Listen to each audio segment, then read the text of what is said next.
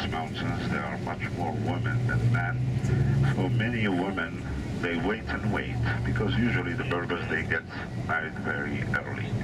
Both boys, I mean men and women. For the boys, I will say once they reach the age of 18 or maximum 21. While for the girls, as soon as they reach the age of puberty, which is against the law in Moroccan constitution, I would say. But sometimes those young girls, they're just teenager, I mean, not even teenager, they are 12 or it will be 13.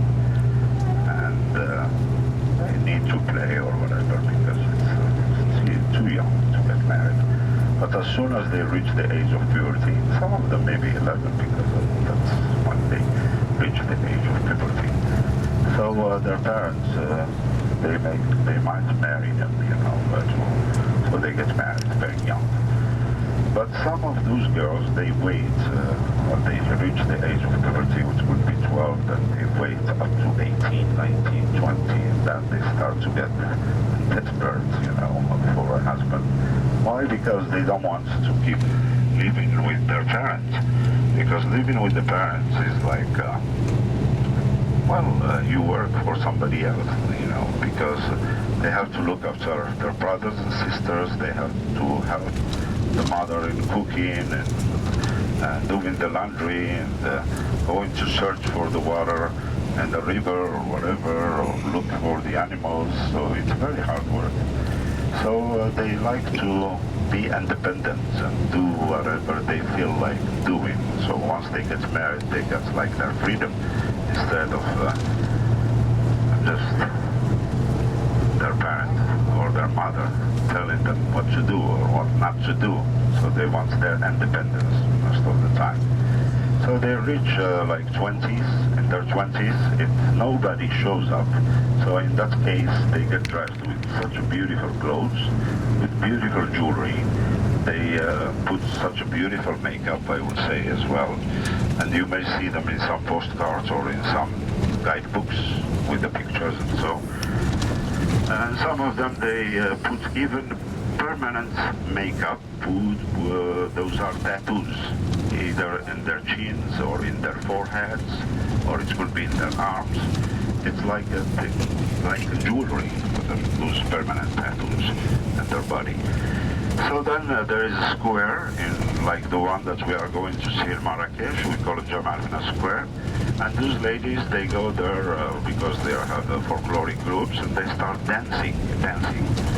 And while they are dancing, many single men from other villages or other tribes, they come to watch, obviously, because they are beautiful women, very well dressed, and they like to go into the nightclub or to the disco to see the girls in your country or back home. You see the girls dancing, in the stage or whatever. So this time, those ladies, they have the right to ask the men to join them for the dances. And if a man is picked up by those beautiful girls, so obviously she liked him, and then they dance, and then they have a little breaks like you do in the nightclubs to sip coffee, and there is no alcohol, and then they start talking or to know each other. And if there is, like you say, love at the first sight sometimes or whatever, or they feel like they are made one to the other. So in that case, that's how they end up getting married during those 2 weeks of September, 15 days. It doesn't take that long for them to get married. So it's an opportunity for most of the Berber ladies to find a husband. But there is a law. Once you get married, you are not allowed to divorce. I mean, if you wish to divorce, or you may think that I made a mistake, this is not the right person, you have to wait until next year in September to get your divorce. So it's the same place where some people get their divorce, some they get married. And they call it Festival of Wedding, or in French they call it Festival de Fiançailles of Imilchil.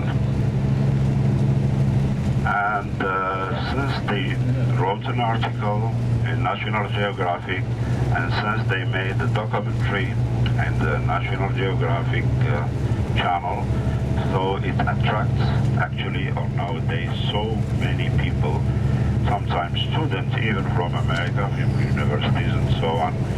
They study cultures of the other countries, traditions of other countries, so they come to Morocco during those 2 last weeks of September. It's called Emil Shield.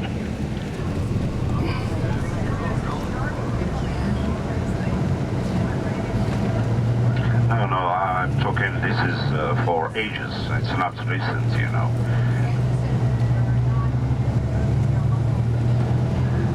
Well, you know, I don't want to know either why, but for example, I have 3 daughters, I have no boys. So it's destiny, or I don't know. So that's how it is. Yeah. And also, you know, that women live longer than men. Like you have back home is the same thing here in Morocco. So maybe, I don't know.